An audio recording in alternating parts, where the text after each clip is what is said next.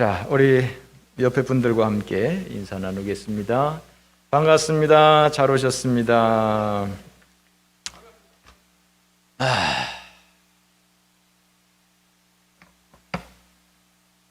2020년 영어로 하면 2020 years가 됩니다. 2020 years. 얼마나 발음 좋습니까? 이 참 2020 years. 2020년 마지막 주일 예배가 되었습니다. 언젠가 우리는 하나님 앞에서 결산할 날이 있을 것입니다. 우리의 일생을 통해서 한 일들에 대해서 하나님 앞에서 결산 보게 될 날이 있을 것입니다. 그래서 하나님 앞에서 마지막 결산서를 제출할 날을 준비하면서 우리의 일생을 살아가야 할 것입니다.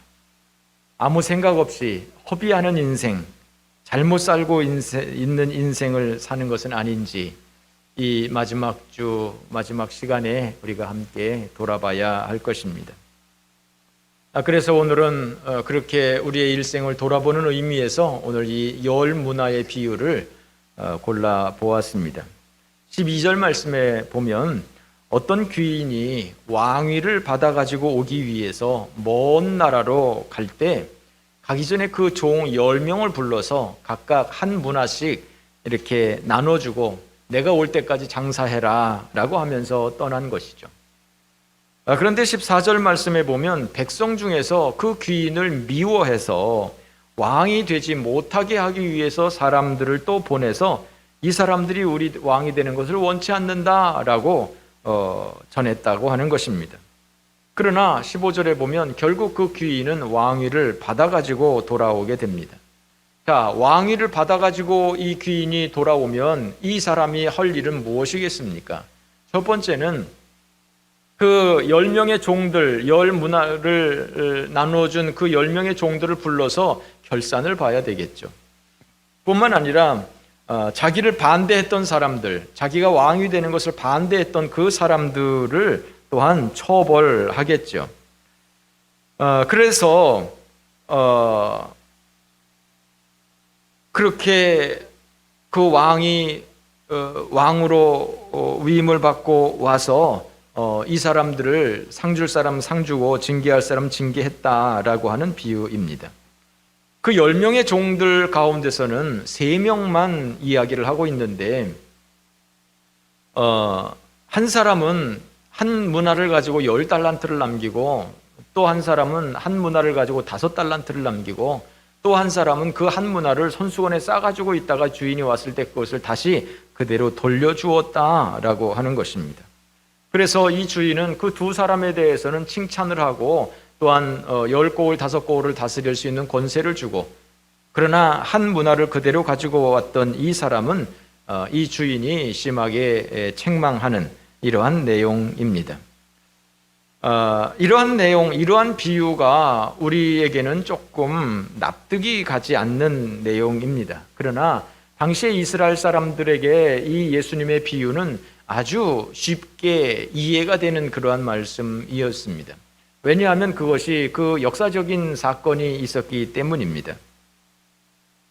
이 당시는 로마가 세계를 지배하고 있었을 때입니다. 로마가 세계를 지배하면서 각 나라에 총독을 세웠습니다.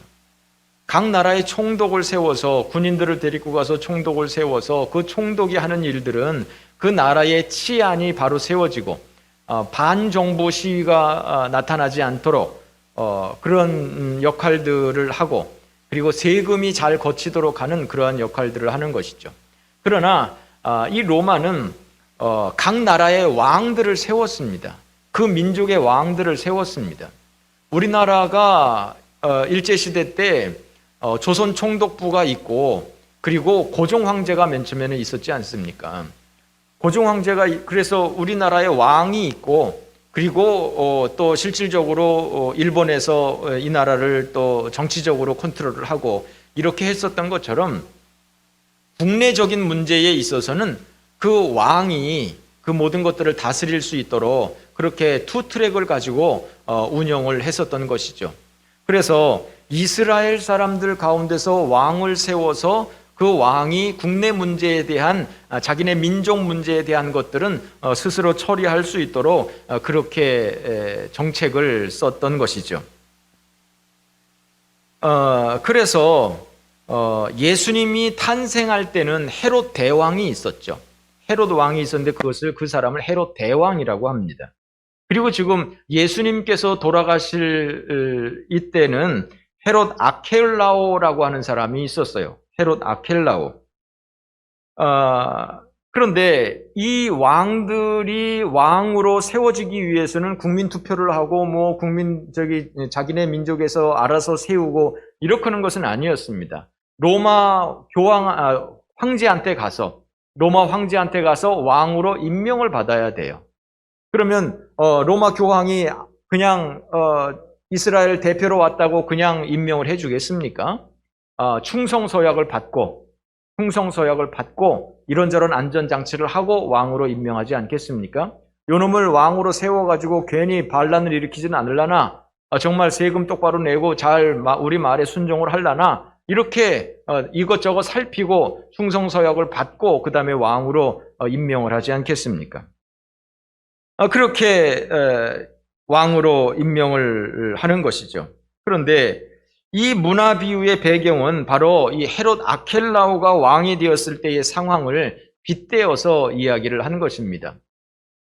헤롯 대왕의 아들 헤롯 아켈라오가 왕이 되는 데 있어서 많은 반대가 있었습니다. 왜냐하면 이 헤롯 가문은 정통 유대 가문이 아니거든요. 정통 이스라엘의 왕가가 아니에요. 로얄 패밀리가 아니에요. 그러니까 이 사람들이 우리는 이 헤롯 가문을 우리 왕으로 인정할 수 없다. 이 사람은 우리 정통 가문 아니다. 이거 어디서 나타났는데 이 사람들이 왜 우리 왕으로 하느냐? 라고 하면서 로마 황제에게 50명의 사절단을 보내서 그 백성들의 국민들의 유대인들의 그런 의사를 전달을 한 것입니다. 헤롯 대왕이 성전을 40년 동안 지었다고 했잖아요. 그래서 예수님께서 이 성전을 헐어버려라 라고 했었던 그 성전이 헤롯 성전이거든요. 그것이 40년 동안 지은 거거든요. 왜 헤롯이 이 성전을 지었느냐 하면 자기가 정통 유대 가문 출신이 아니니까 유대인들의 환심을 사기 위해서 성전 건축하자 하면서 마치 자기네 편인 것처럼 이렇게 성전 건축을 했던 것이죠. 그러나 구태여 그렇게 신속하게 할 필요는 없죠. 그러니까 40년 동안 지지부지하게 괜히 하는 척하면서 성전 건축을 그렇게 했던 것이죠. 그러나 결국 유대인들은 이 헤롯 가문에 대한 반감이 있었던 것이죠. 그래서 그렇게 로마 황제한테 가서 우리 이 사람 왕 안 했으면 좋겠다고 우리 유대 가문에서 좀 세워달라고 했지만 결국 로마 황제는 그 아켈라오를 왕으로 임명을 하게 되죠. 그만큼 아켈라오가 그 황제에게 아부를 하는 그런 것이죠. 아부에 능한 사람이라서 막 그냥 입에 혀처럼 그렇게 아주 그냥 순종적으로 그렇게 나가니까 로마 황제 입장에서는 당연히 그 헤롯 아켈라오를 왕으로 세울 수가 있었던 것이죠. 자, 그러면 이 헤롯 아켈라오가 왕위를 받고 돌아와서 할 일이 뭐겠습니까? 첫 번째는 자기가 문화를 나누어 줬던 그 종들을 불러서 어떻게 일을 했는지, 즉 자기가 임무를 준 그 사람들을 불러서 그 역할을 자기가 빈 공간을 잘 채웠는지 하는 것들을 정리하겠죠. 그리고 또 자기를 반대했던 사람들을 전부 다 숙청을 하겠죠. 그래서 보상할 사람 보상하고 징계할 사람 징계하고 이렇게 했었던 것이겠죠.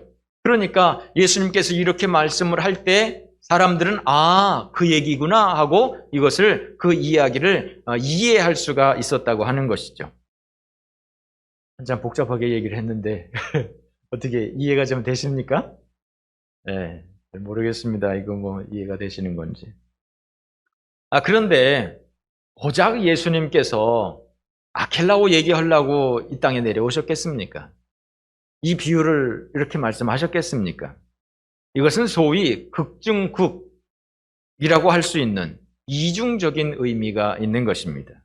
즉, 그 비유는 그냥 모티브만 따온 것이지 이것은 예수님 자신에 대해서 말씀을 하고 있는 거예요. 할렐루야. 자, 11절 말씀 한번 읽어보실까요? 11절 다 같이 시작.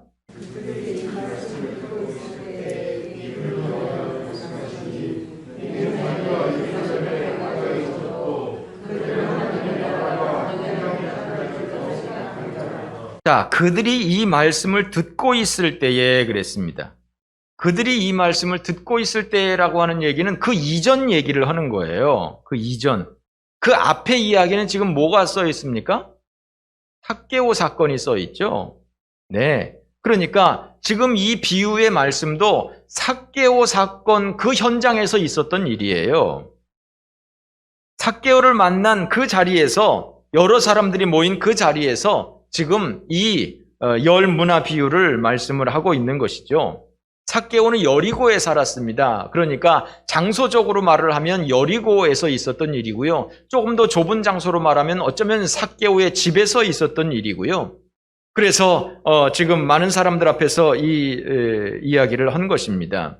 자, 그러면 이 사건 뒤에는 무슨 일이 있을까? 28절 말씀을 한번 보세요. 28절 다 같이 읽어봅시다. 시작.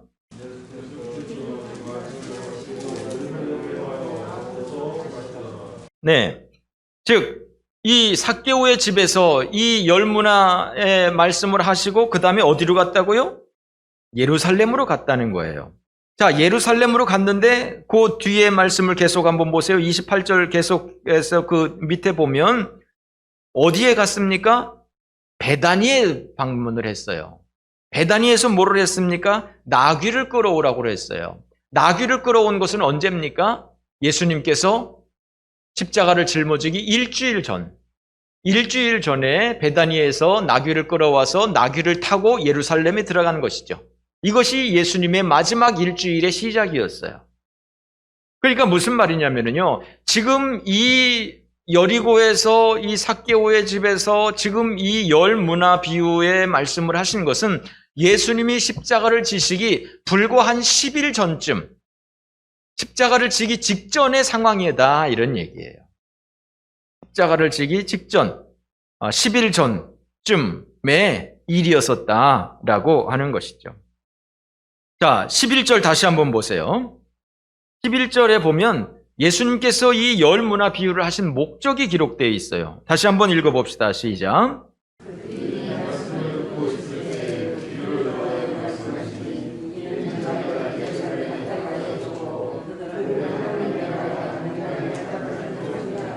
자, 이는 자기가 예루살렘에 가까이 오셨고 이제 마지막으로 죽기 위해서 예루살렘에 가고 있다 이겁니다. 그러니까 예수님은 지금 마지막 십자가를 짊어지기 위해서 예루살렘으로 가다가 여리고에 잠깐 들린 거예요. 그래서 거기서 삭개오를 만났고 거기서 지금 열 문화를 말씀하고 있는 거예요. 즉 십자가를 짊을 날이 얼마 안 남았다 이거예요. 그러니까 십자가를 짊어지기 전에 마지막으로 이 사람들한테 뭘 말을 해야 됐을 거다 이런 얘기죠. 그리고 또 중요한 것은 뭐라 그랬습니까? 그들이 하나님의 나라가 당장 나타날 줄로 생각함이라 그랬어요.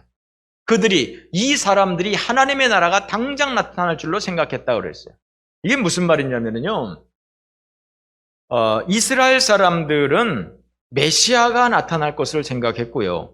예수님이 메시아라고 생각을 했고요. 예수님이 이제 예루살렘으로 올라가면 드디어 이제 선포하게 될 것이다. 메시아로 이제 사역을 시작하게 될 것이다 라고 생각을 했어요. 이 사람들이 생각하는 이 하나님의 나라가 당장 나타날 줄로 생각합니다. 여기서 말하는 이 하나님의 나라는 저 하늘에 있는 하나님의 나라를 말하는 게 아니에요. 그 땅에 다윗 왕국의 재건을 얘기하는 거예요. 다윗 왕국이 다시 메시아를 통해서 다시 다윗 왕국이 세워질 것을, 로마를 물리치고 다시 독립을 하고 그 다윗 왕 때처럼 솔로몬 왕 때처럼 정말 부귀영화가 다시 한번 이스라엘을 가득 채우는 그러한 새 나라, 그것을 이 사람들은 하나님의 나라라고 생각을 한 거예요. 이 지상에 하나님의 나라를 생각한 거예요. 그래서 이제 예수님이 올라가기만 하면 이제 저 로마 사람들을 다 물리치고 이 나라가 독립을 하고 이제 다윗 왕국을 다시 재건하게 될 것이다. 이렇게 생각을 한 것이죠. 그러니까 이 사람들은 이제 예수님이 올라가기만 하면 당장 하나님의 나라가 세워질 것이다. 그러면 이제 우리는 고생 끝 행복 시작이다. 이렇게 이 사람들은 생각했던 것이죠. 그러니까 예수님께서 지금 이 말씀을 하신 이유는 그게 아니다. 너희들 번지수 잘못 찾았다. 잘못 생각했다. 라고 하는 것을 말씀하기 위해서 이 열 문화 비유를 말씀하고 있는 것입니다. 즉, 지금 예수님께서 말씀하신 것은 헤롯 아켈라오를 빗대서 한 귀인이 왕위를 받으러 먼 나라에 갔다. 그리고 그가 왕위를 받아가지고 다시 돌아왔다. 돌아와서 그가 백성들을, 종들을 부르고 또한 자기를 반대했던 사람들을 또 처단하고, 그래서 상 줄 사람 상 주고 벌 줄 사람 벌 줬다. 라고 하는 이 메시지를 통해서 예수님께서 잠깐 후에는 이제 먼 나라로 갈 것을 얘기하시는 거예요. 즉 십자가를 지고 이제 이 세상을 떠날 것을 말씀을 하시는 거예요. 그러나 그냥 떠나는 것이 아니라 훗날 다시 왕위를 받아가지고 올 것이다. 주님이 다시 재림할 것이다. 라고 하는 것을 말씀하시는 거예요. 재림하시는 것으로 끝나는 것이 아니라 재림하시면 예수님께서 하시는 일이 무엇이냐? 상 줄 사람과 벌 줄 사람들을 구분한다. 축복할 사람과 저주할 사람들을 구분한다. 내 편과 네 편을 구분한다. 이것을 지금 말씀하고 있는 거예요.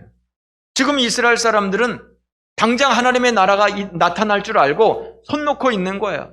메시아만 나타나면 우리는 끝이야. 우리는 행복할 거야. 라고 하고 아무것도 안 하고 있는 이 사람들에게 예수님께서는 열 문화의 비유를 통해서 이 귀인이 왕위를 받아가지고 먼 나라에 가고 있는 동안에 이 자기의 종들이 한 문화씩 가지고 열심히 인생을 살면서 열심히 장사를 하면서 많은 이득을 남겨서 주인이 돌아올 때에 그 남긴 이득을 남겨야 되는, 주인에게 돌려드려야 하는 이런 것처럼 우리가 그냥 예수님이 재림을 그냥 넋놓고 기다리는 것이 아니라 예수님이 재림만 하면 나는 천국이다 이러고 기다리고 있는 것이 아니라 그 주님이 오실 때까지 우리가 이 땅에서 어떻게 살아야 될 것이냐, 어떻게 그 주님의 오심을 기다려야 할 것이냐, 이 문제를 얘기하고 있는 거예요.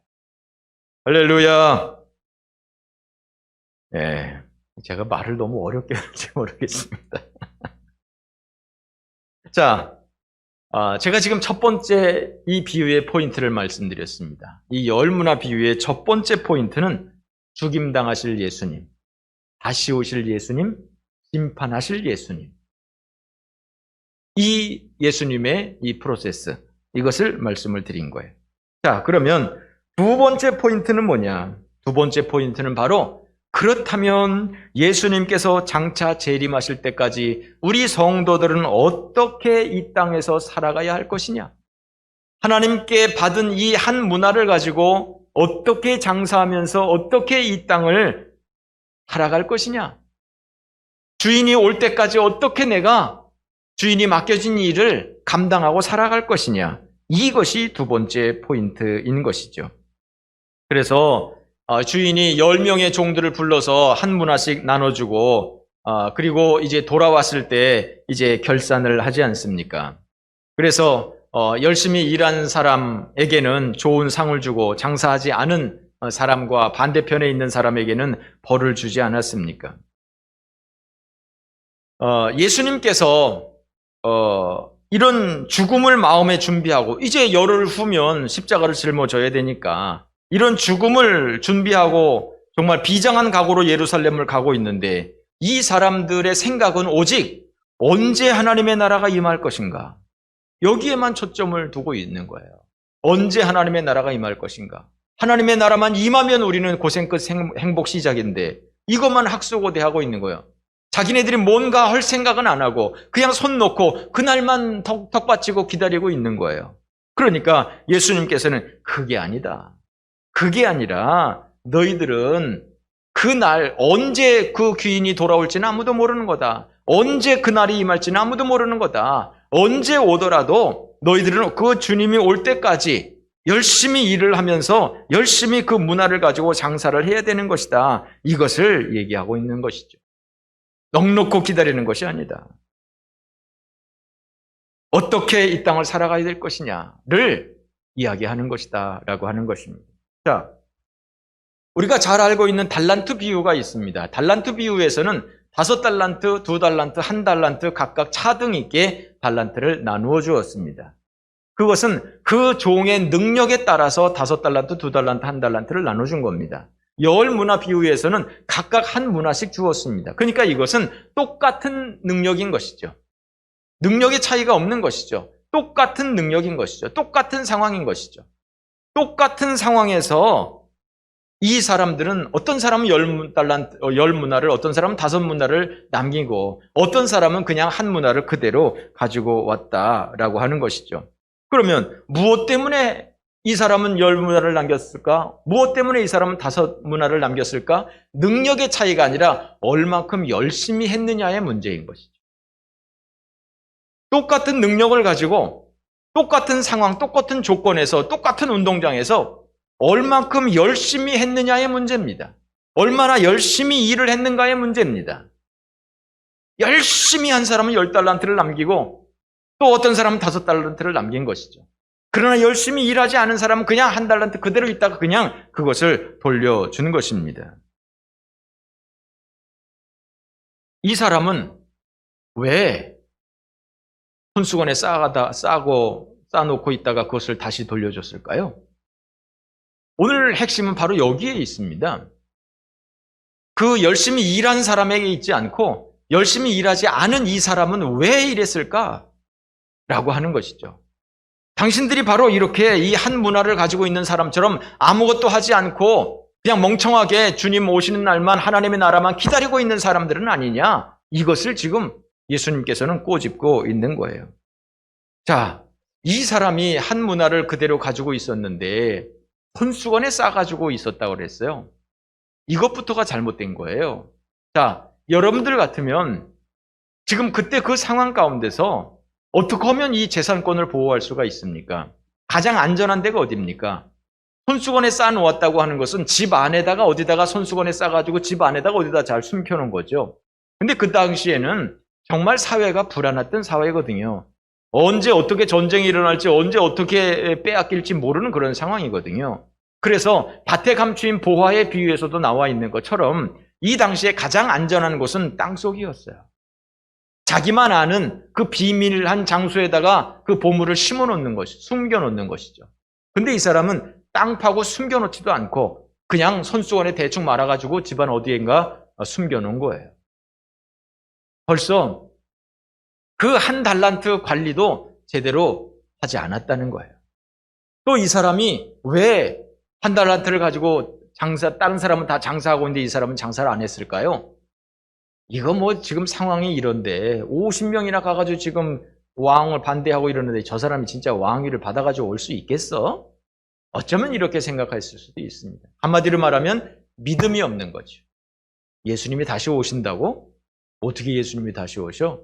이 땅이 종말이 온다고? 어떻게 종말이 오는데? 그거 어떻게 믿어? 천국이 있다고? 지옥이 있다고? 그거 어떻게 아는데? 심판이 있다고? 하나님이 상급을 주신다고? 그거 어떻게 아는데? 그거 어떻게 믿어? 이렇게 하면서 그 말에 대한 신뢰가 없는 것이죠. 그러니까 열심히 일할 생각 안 하고 그냥 어영부영 혹시 또 면피는 해야 되니까 그거 홀랑 써버리고 다 썼는데요. 그럴 수는 없으니까. 그건 뭐 자기 죽음을 담보해야 되니까. 그럴 수는 없으니까 그냥 대충 해가지고 그냥 어디다 놓은 것이죠. 이렇게 주인에 대한 믿음이 없으니까. 이런 상황인 것이죠. 또 하나는 이거 뭐 내 것도 아닌데 내가 이거 뭐 하려고 열심히 해. 뭐 내일도 하기 바빠 죽겠는데 뭐 내가 뭐 하려고 이거 해. 이런 마음도 있었지 않았을까 생각하는 것이죠. 그렇습니다. 이 사람은 그야말로 악하고 게으른 종이었습니다. 충성되지 못한 사람들이었습니다. 이런 사람들은 하나님의 심판을 받게 된다 이런 얘기입니다. 열 문화를 남긴 사람은 10고을을 다스리는 권세를 받았고 5문화를 남긴 사람은 5고을을 다스리는 권세를 받았습니다. 그러나 이 한 문화를 그대로 가져온 사람은 쫓겨나게 되는 것이죠. 일한 만큼 보상을 받는 이러한 하나님의 원리인 것이죠. 이것이 하나님의 방법인 것입니다.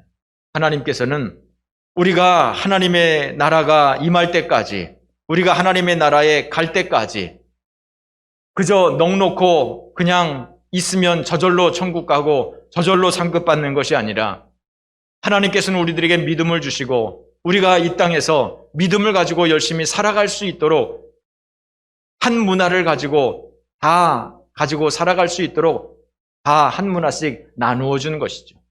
그것을 가지고 얼만큼 열심히 인생을 사느냐, 그 주인이 주신 그 한 문화, 그것을 가지고 얼만큼 열심히 장사해서 얼만큼 많은 문화를 남기느냐, 그것이 바로 우리 모든 인생에게 주시는 하나님의 사명이다 이겁니다.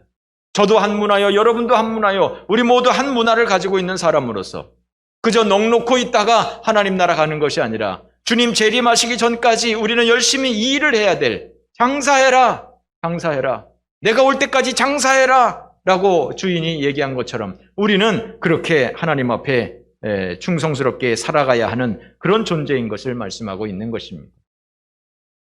요즘 복지가 대세입니다. 보편복지가 대세입니다.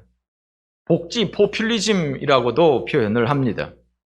고등학교까지 이제는 무상교육을 시작하는 것 같습니다. 무상급식에 이어서 이제 무상교육까지 이루어지고 있습니다. 어쩌면 이제 나중 단계는 무상으로 대학교까지 이렇게 될지도 모릅니다. 유럽을 쫓아가는 것이죠. 예를 들어서 독일 같은 나라, 이런 나라는 학비가 없지 않습니까? 대학을 가면. 거기는 기숙사비만 내면 돼요. 뭐 어떤 경우에는 뭐 교통비까지 주고 막 이래요. 그런 것들이 다 복지에 관한 것이죠. 또 요즘에는 실업수당이니 보육수당이니 뭐 여러 가지 주는 것들이, 정부에서 주는 것들이 참 많아요. 몰라서 못 찾아 먹지 알면 찾아 먹을 수 있는 것이 참 많아요. 그런데 이 복지는 정말 없는 사람들을 위해서, 서민들을 위해서, 백성들을 위해서 정말 정부가 돈을 지원하면서 참 이렇게 하는 일이잖아요.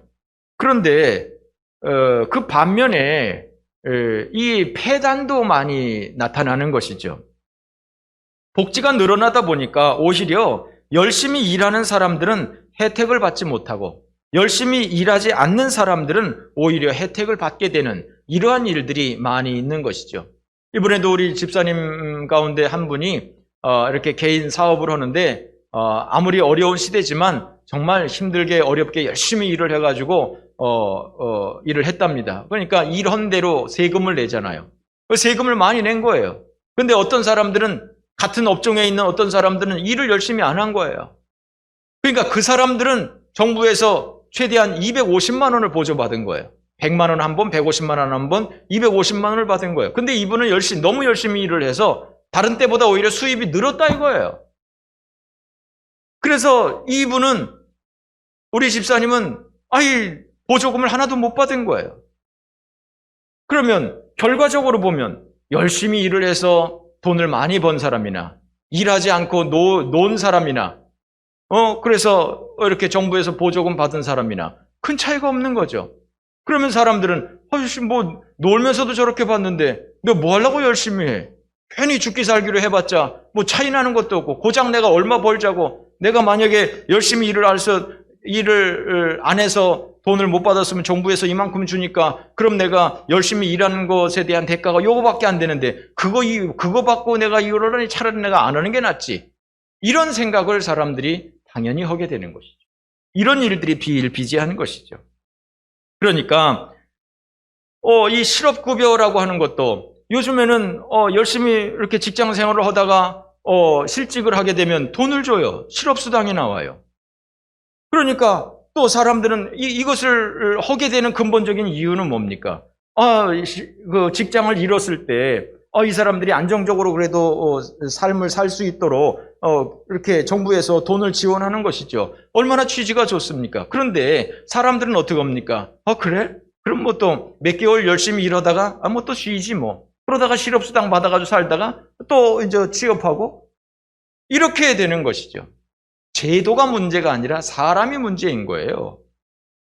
사람이 타락했기 때문에 아무리 좋은 제도가 있어도 사람은 그 제도를 항상 악용해서 자기한테 유리한 방향으로 하게 돼 있는 것이 이것이 타락한 인간의 본성인 거예요.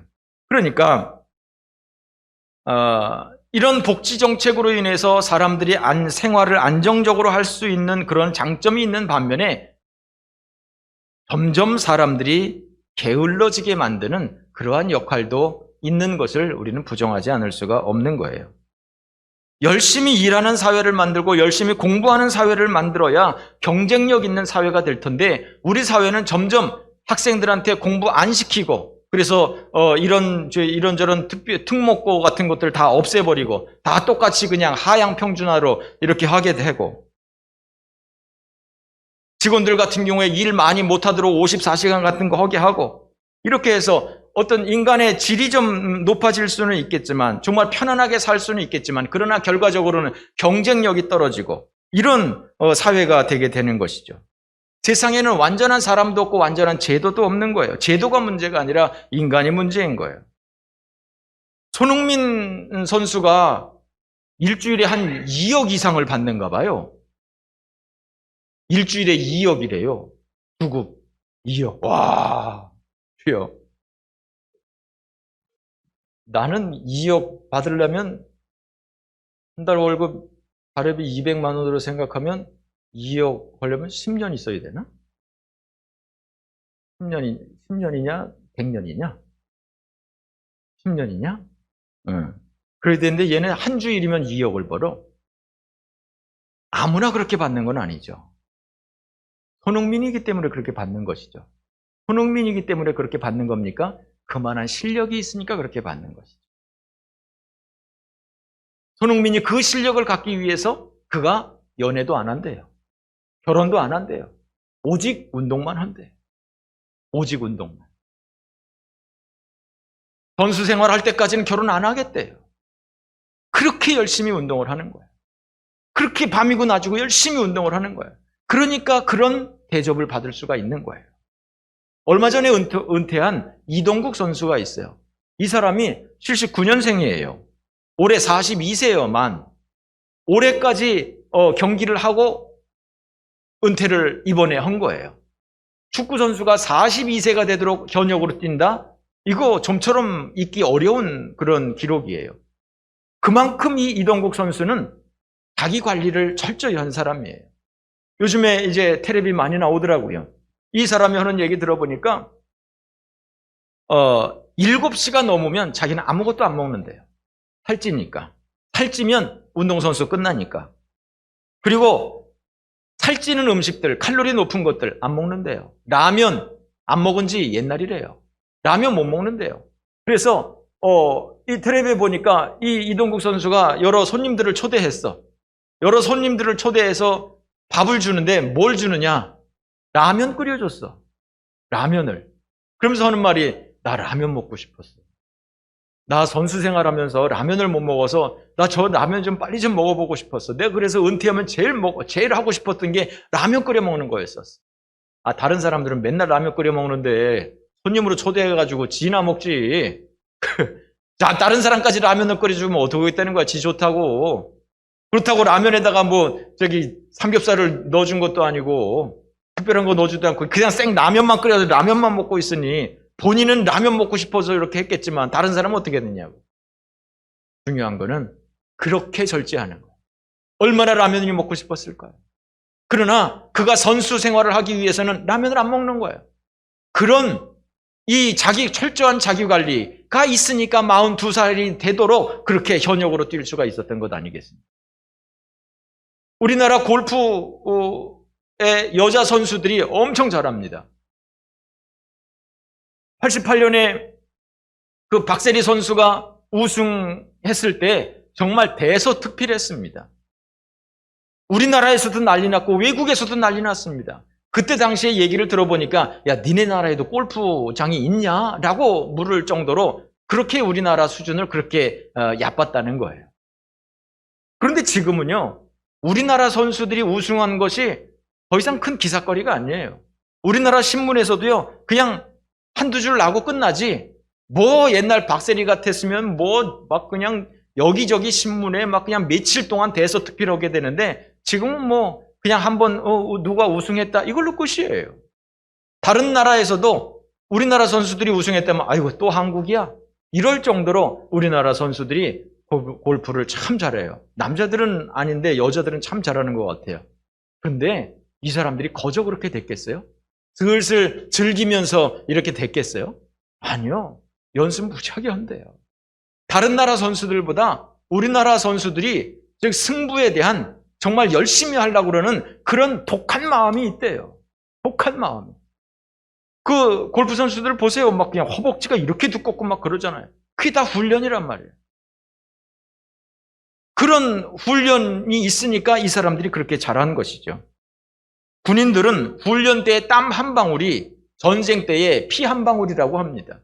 운동선수들은 훈련 때의 땀 한 방울이 성적으로 보상이 된다고 합니다. 우리 가운데 헬스를 하는 사람이 있으면 그 헬스하는 사람들은 하는 말이 몸은 절대로 거짓말을 하지 않는데요. 내가 열심히 한 만큼 내 몸이 보상을 한다는 거예요. 내가 열심히 한 만큼 몸이 보상이 되니까 그 재미로 열심히 더 하게 된다는 거예요.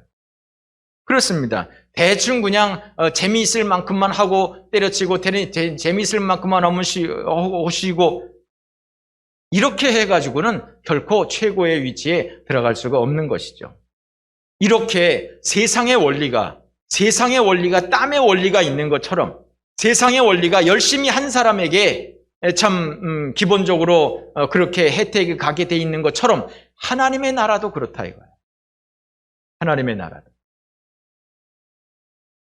하나님의 일을 열심히 한 사람과 하나님 앞에서 열심히 산 사람과 어영부영 산 사람과 같을 수가 없는 것이죠. 심은 대로 거두는 거예요. 심은 만큼 거두는 거예요.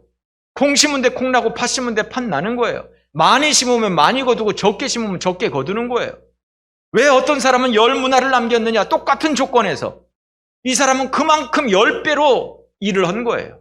왜 5문화를 남겼느냐? 이 사람은 5배만큼 열심히 일한 거예요. 왜 한 문화를 그대로 가져왔느냐? 아무것도 안 했으니까. 그냥 한 문화가 그대로 있는 거예요. 우리는 하나님의 나라에 갈 때에 그저 그냥 믿음만 가지고 가면 우리가 무슨 상 받을 게 있겠습니까? 천국은 믿음으로 갑니다. 믿음으로 갑니다. 그러나 상급은 믿음으로 얻는 게 아니에요. 천국은 믿음으로 가지만 그러나 천국에서 상급을 얻으려면 이 10문화를 남긴 사람한테는 10고을을 다스리는 권세를 주지 않습니까? 5문화를 남긴 사람한테는 5고을을 다스리는 권세를 주지 않습니까? 상급의 차이가 있다고 하는 거예요. 이 땅에서 어떻게 인생을 살았느냐에 따라서 상급의 차이가 있다고 하는 거예요. 넉넉고 하나님 나라가 오기만을 기다리고 있는 이 이스라엘 백성들, 그 사람들, 야 너희들 인생 그렇게 사는 거 아니야? 귀인이 올 때까지 한 문화를 남겨주면서 장사해라 라고 한 것처럼 열심히 하나님께서 내게 주신 것 가지고 장사를 해야 된다 이거야. 열심히 인생을 살아야 된다 이거예요. 그렇습니다. 여러분, 우리는 모두 다 한 문화를 가지고 있는 사람입니다. 한 생명밖에 없습니다. 생명은 하나밖에 없습니다. 우리는 모두 하루 24시간의 생활을 하고 있습니다. 한 번뿐인 인생, 똑같은 24시간을 주어지는데 어떤 사람은 죽기 살기로 열심히 일을 하는 반면에 어떤 사람은 대행택 놀고 있습니다. 어떤 사람은 정말 올바른 길로 달려가고 있는데 어떤 사람은 엄한 길로 달려가고 있습니다. 사람들은 뭔가 열심히 하게 돼 있어요. 뭔가 열심히 하게 돼 있습니다. 뭐든지 열심히 하면 되는 게 아니에요. 무엇을 열심히 하느냐가 문제예요. 어떻게 어느 방향으로 인생을 살아가느냐가 중요한 거예요. 부산으로 가려면 부산으로 가는 차를 타고 가야 되는 거고, 전라도로 가려면 전라도로 가는 차를 타야 되는 것처럼 우리가 아무리 열심히 달린다고 해도 목표 지점이 달라지면 안 되는 거예요. 우리가 열심히 인생을 사는데 나쁜 일에 열심히 하면 나쁜 일로 발전을 하는 것이죠. 그러나 하나님 앞에 상급받을 만한 일로 열심히 인생을 살면 하나님 앞에 아름다운 상급을 받을 수가 있는 것이죠. 그러므로 여러분, 2020년 이 마지막 12월 이 주일을 보내고 있습니다. 우리가 겨울이 오기 전, 우리 인생의 겨울이 오기 전, 우리의 인생을 허비하지 말고, 헛된 일에 낭비하지 말고, 방향성 잘못 잡아서 잘못된 인생 살지 말고, 하나님 앞에 섰을 때, 정말 하나님 앞에 결산을 할 때에 하나님께서 잘했다, 착하고 충성된 종아, 네가 10고을을 다스릴 권세를 받아라 라고 이렇게 하나님 앞에 칭찬받을 만한 그러한 믿음의 성도들, 열심히 인생을 살 수 있는 그러한 믿음의 성도들 되어야 될 줄로 믿습니다. 기도하겠습니다.